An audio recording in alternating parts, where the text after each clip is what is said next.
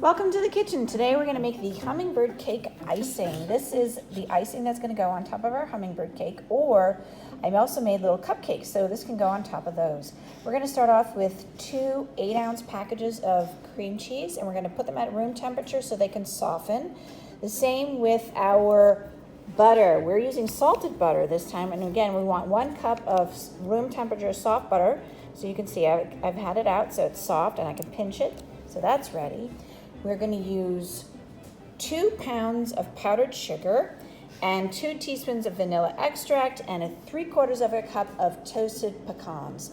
So what I need to do is get our 3/4 of a cup of pecans onto a baking tray, and we're going to put it in a 300-degree oven for 8 minutes to toast them. Then we're going to start getting our stand mixer set with the mixing bowl and the paddle attachment, and we'll start making our recipe. I cut the cream cheese into large chunks, and we're going to add this into our mixing bowl with the paddle attachment. And we want to soften this up, and we're going to paddle that until it's all soft first, and then we will add in our softened butter. So I'm just going to do it on low speed, number 1. We're going to scrape the cream cheese off of our paddle, and as you can see, it's now sort of light and fluffy, and we're going to add in our softened butter. We're going to do that one at a time.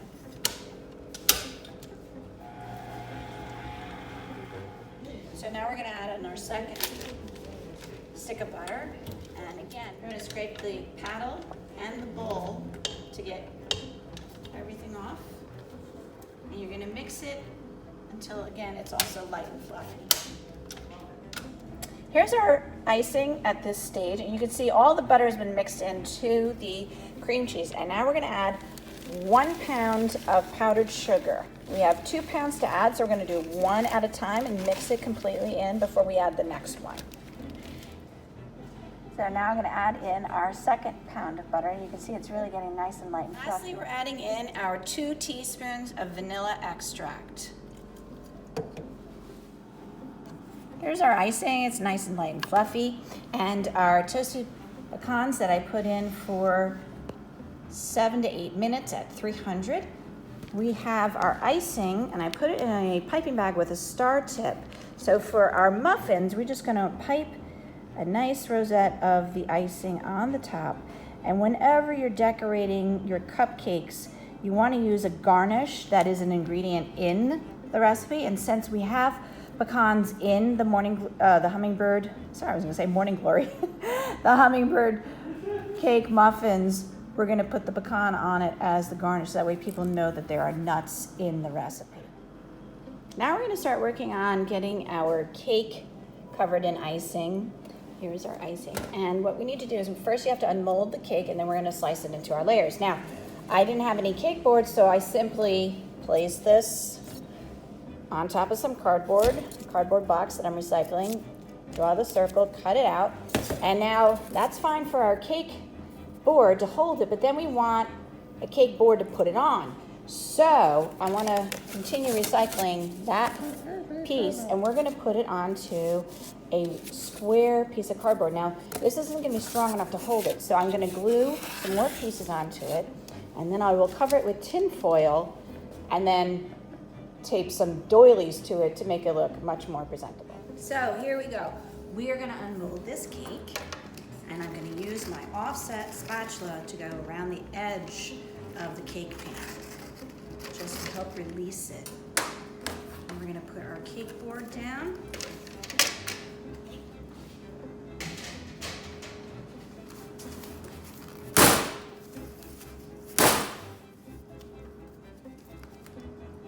There we go.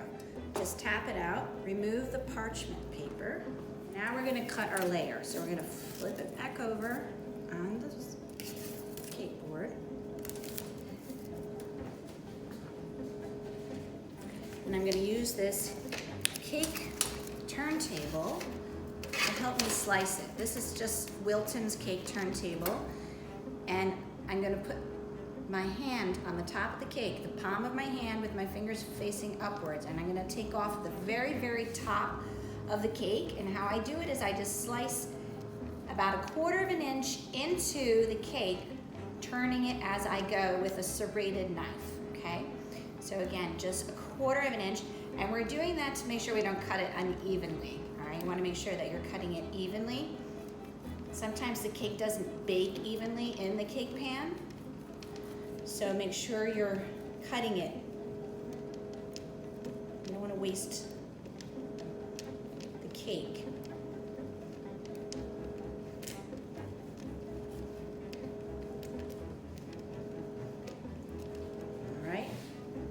And there, we just remove the top. You can save that for scraps to munch on. And now we wanna cut it in half. We wanna make 1 layer. So, you put it on the side, you can eyeball where that is. And if you just score it with your knife, then when you're cutting, it makes it that much easier. We're gonna turn it back on its side. We're gonna find the spot where I scored it, and again, we're gonna rotate around, cutting into the cake about 1/4 of an inch, continuously back and forth, sawing motion because it is a serrated knife. We do have pineapple and pecans in here, so you have to cut through them.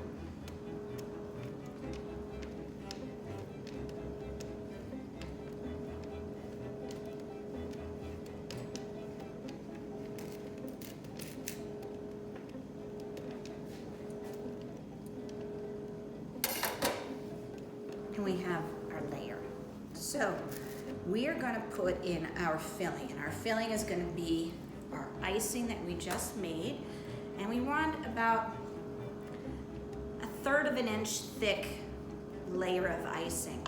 And our icing is nice and soft, so we can just spread it to the edge, or almost just to the edge, a little bit, so that way when you push down the layer, it's not gonna ooze everywhere.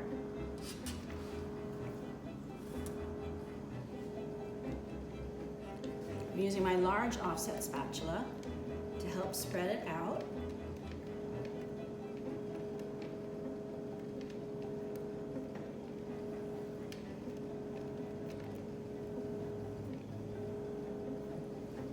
I'm going to put this right on top.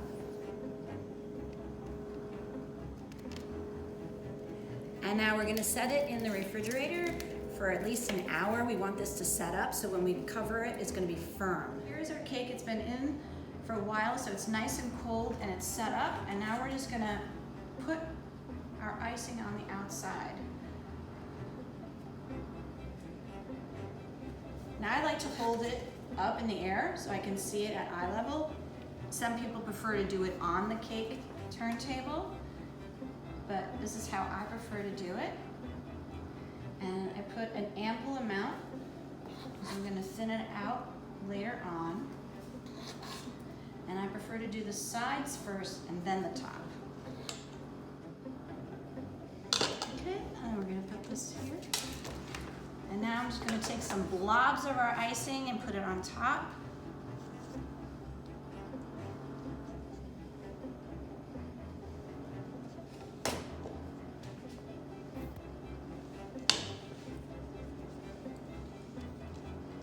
And turn the turntable and spread this out over the edges.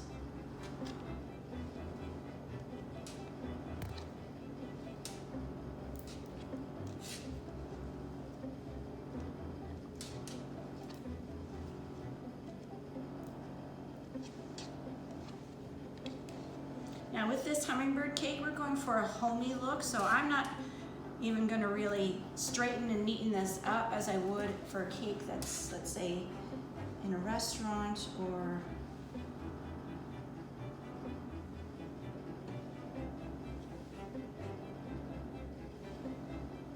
on display. We're just making this simple and quick. Take off any excess icing. Make sure, so like you've got a gap right there. We got to get that gap.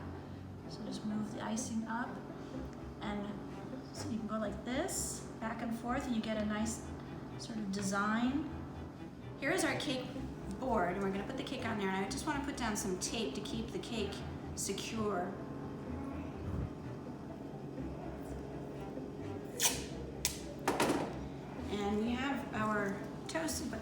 pecans, which I'm gonna put around the bottom, and then I'll put a couple on the top. We're gonna just put a nice little border of our chopped toasted pecans right on the bottom.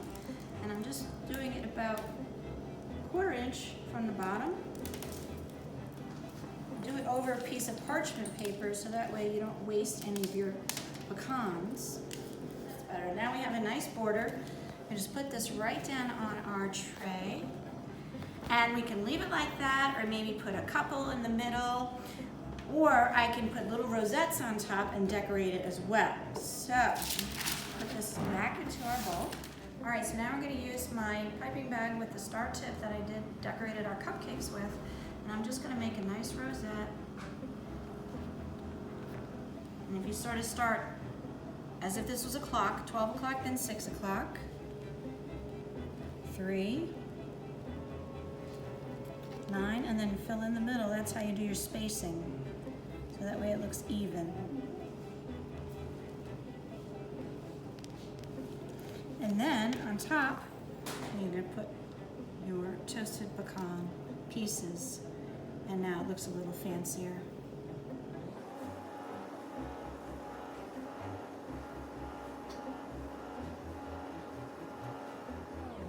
And voila, there we go. That is our hummingbird cake.